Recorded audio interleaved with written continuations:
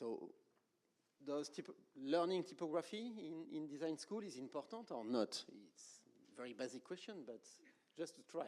Introduction. Is it on? Well, it is essential, right? Yeah, I mean, why? Why is it essential?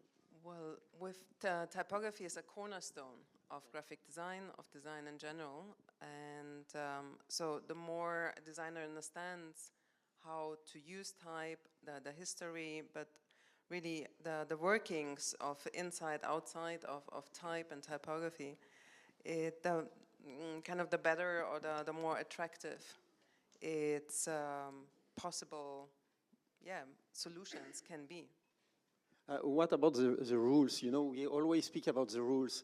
You need to, when you enter into the world of typography, suddenly you have a lot of rules to learn, you know, the true small cap, not the bad one, or the true italic, whatever, the not Comic Sans or not Helvetica, whatever. Every rules, the all style figures, all the rules all the time. Why all these things?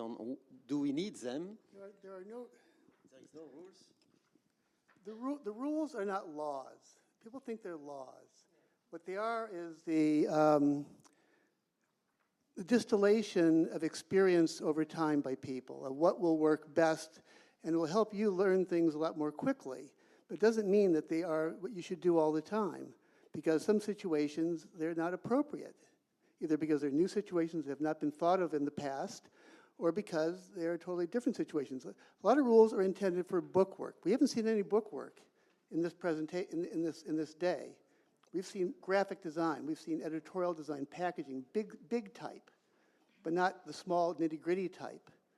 And that's what most of the rules are made for. They're not made for what we've seen today, which is why everybody can break them. There's no breaking.